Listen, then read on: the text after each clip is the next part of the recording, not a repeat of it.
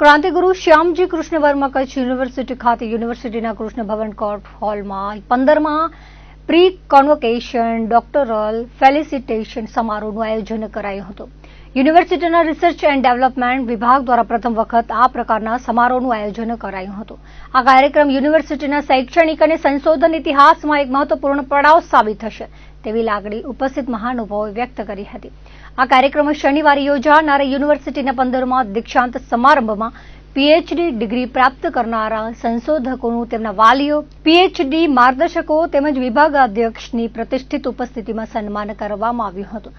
આ અનોખી પહેલથી વિદ્યાર્થીઓને તેમના પરિવારજનો અને માર્ગદર્શકોને પણ ગૌરવ અને સંતોષની અનુભૂતિ થઈ હતી. સમારોહના મુખ્ય અતિથિ કચ્છના પૂર્વ સાંસદ પુષ્પદાન શબુબદાન ગઢવીએ પીએચડીની ડિગ્રી પ્રાપ્ત કરનાર તમામ છાત્રોને અભિનંદન પાઠવ્યા હતા. સાથે જ ભાવિ સંશોધકોને પ્રેરણાદાયી માર્ગદર્શન આપ્યું હતું. તેમણે જણાવ્યું હતું કે હાલ પીએચડી સંશોધન કરી રહેલા વિદ્યાર્થીઓને પણ આ કાર્યક્રમમાંથી પ્રેરણા મેળવવાનો અવસર પ્રાપ્ત થશે.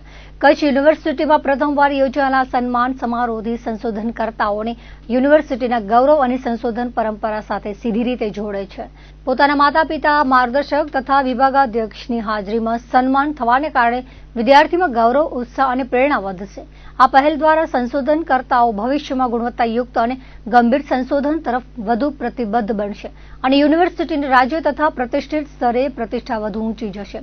માર્ગદર્શક તથા સંશોધક બંને માટે આ કાર્યક્રમ તેમની સંયુક્ત મહેનત અને શૈક્ષણિક યાત્રાના ગૌરવનો ઉત્સવ સમાન છે તેવું વધુમાં ઉમેર્યું હતું. કચ્છ યુનિવર્સિટીના કુલપતિ ડોક્ટર મોહન પટેલે જણાવ્યું હતું કે આ કાર્યક્રમ યુનિવર્સિટીના સંશોધન સંસ્કારોને વધુ મજબૂત બનાવશે.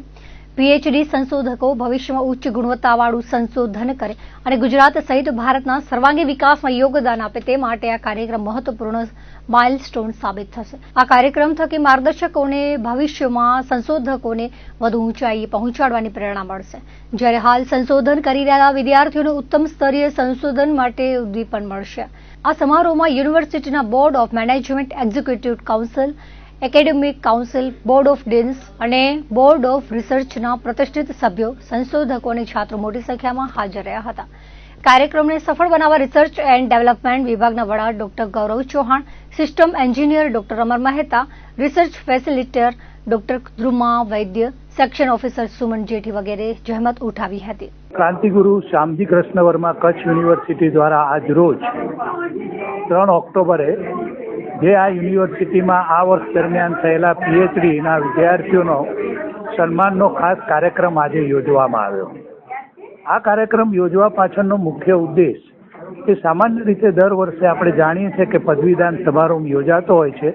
એમાં વિદ્યાર્થીઓને ડિગ્રી સ્વરૂપે એક ડિગ્રી આપવામાં આવે છે, પરંતુ એ વિદ્યાર્થીઓને હવે જ્યારે પીએચડીની ડિગ્રી મળે છે ત્યારે એમનું કર્તવ્ય એ યુનિવર્સિટી માટે, સમાજ માટે અને રાષ્ટ્ર માટે શું હોઈ શકે એની માહિતી પણ આપવી ખૂબ જરૂરી બને છે.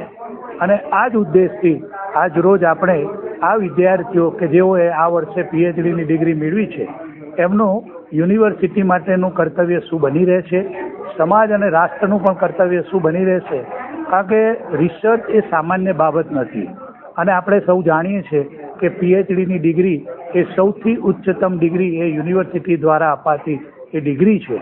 અને એ ડિગ્રી જ્યારે આ વિદ્યાર્થીઓએ મેળવી ત્યારે એક એવી કેટેગરીમાં આ વિદ્યાર્થીઓ પહોંચ્યા છે કે જેઓએ રિસર્ચ કર્યું છે એટલું જ નહીં, આવનારા વર્ષોમાં એ નવા આવનારા વિદ્યાર્થીઓને પણ રિસર્ચ કરાવવાના છે.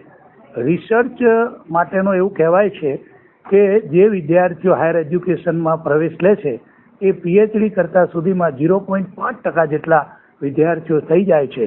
અને આટલામાં જ્યારે આ વિદ્યાર્થીઓને આ વર્ષે 30 વિદ્યાર્થીઓએ જુદા જુદા વિષયમાં પીએચડીની ડિગ્રી મેળવી છે, ત્યારે આ ડિગ્રી મેળવનાર વિદ્યાર્થીઓ એ આ યુનિવર્સિટીમાં એમને થયેલા અનુભવો વિશે પણ વાત કરે, એમના વાલીઓને પણ ખ્યાલ આવે કે અમારા જે દીકરા કે દીકરીઓએ પીએચડીની ડિગ્રી મેળવી એમાં એમને કેટલી મહેનત કરી છે, એમના ગાઈડ તરફથી એમને કેટલો સહયોગ મળ્યો છે અને સાથે યુનિવર્સિટી તરફથી પણ કેવા પ્રકારનો સહયોગ મળ્યો છે.